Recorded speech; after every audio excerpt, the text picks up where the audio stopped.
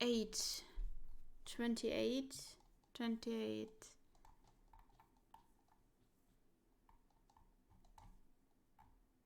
There.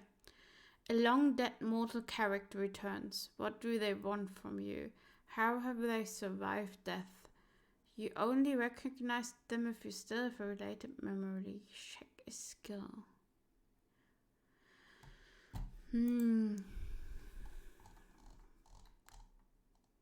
Check a skill. And if we still have a...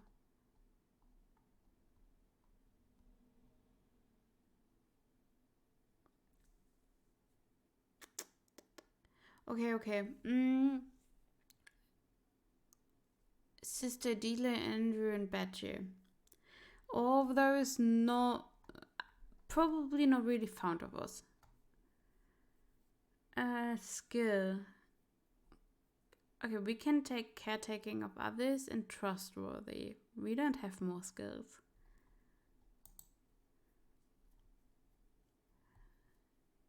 As long that mortal character returns, what they want from you, how do they survive death?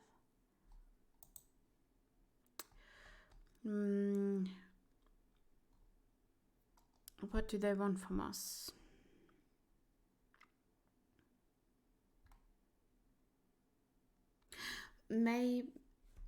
How does this... Okay. The young man, Seth, right? Do we remember Adela? I don't think we do.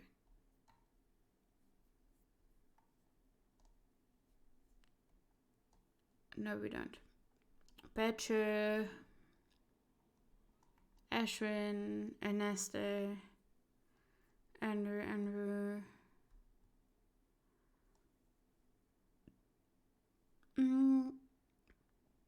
Murders. She doesn't fit into anything as well, right? Let's say she knows. So the guy was there again, you know, the immortal that did this thing to us. And skills, caretaking of others. Oh, okay. So the immortal that bit us, or feed us this blood, also came back, and he never left, right? And no, he left, but he came back, and wait, we haven't a dead one character returns. Long dead. I mean long. But yeah, okay. So he returned to the orphanage. He did the same thing with the sister. The sister now is like, oh, God forsaken me. No. And they knew that we had like the same kind of symptoms. So she searched us in order for us together to find a way into... I'm sorry, I should stop playing with the pop thing. Into heaven. And we're kind of like not really interested, but cool. And she kind of has a breakdown, so we have to help her. And yeah, we kind of take care of her a bit, and then send her off her merry way. I think that's a good idea.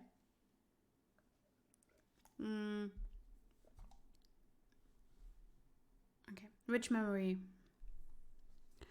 Which memory? Oh, first of all.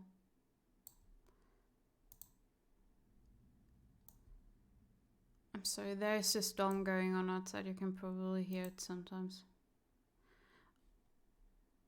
Come on. Which memory?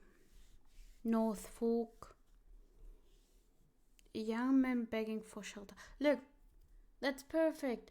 Because, like, the young man begging for shelter and Sister Dila, we remember her. We remember her. Ah, no problem whatsoever. I thought we did not. But she's in a memory. So, we remember that she is religious, because Sister Leda said we are still a house under God's order and therefore need to give the mentally unstable a place to rest. And because she said that to us, we're going to do the same. They give the mentally unstable a place to rest till we can put them on the merry way.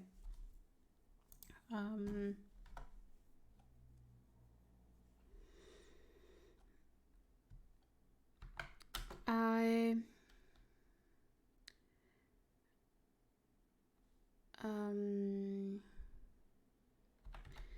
just came home from talks with the North Folk as we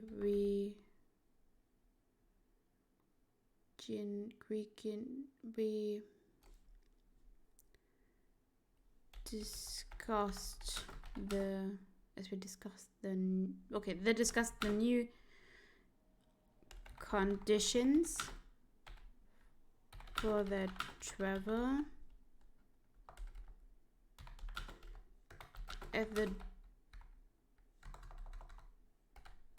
there was a heavy knocking on the door. Before me stood Sister Adela, being pale as a ghost. She tells me about how the young man fed her his blood as he did so with me, and that she is cursed ever since. She is really fanatic and does not hear logical reasoning, as she always just repeats how both of us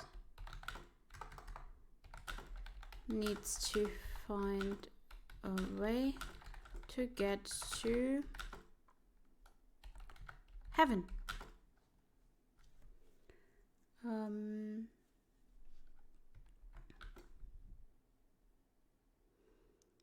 I took her in,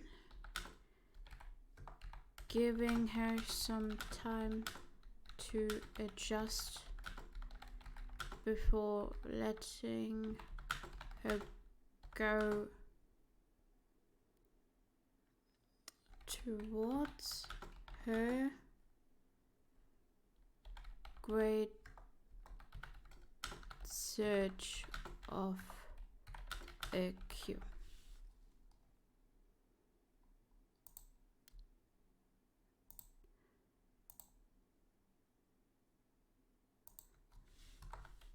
Okay.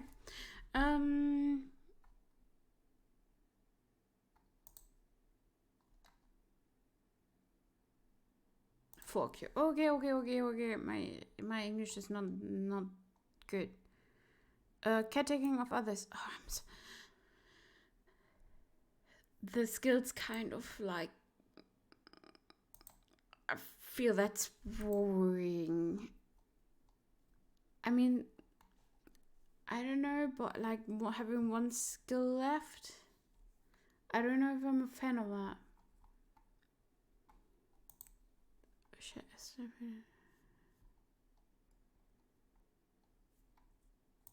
okay. The Northfolk were in a constant coming and going, always trying to find greater deals. The discussions were long and went deep into the night. But the trading routes were strong and used over a handful of years now. I could not stop thinking about how I would need to go on shortly. As I reached the ground manor in the middle of the night, as I entered, a strong tapping on the door followed. Opening it up, I saw a just too known face watching back at me. There stood the old nun of the orphanage, being pale as a ghost and spooked as a mouse as she looked over me.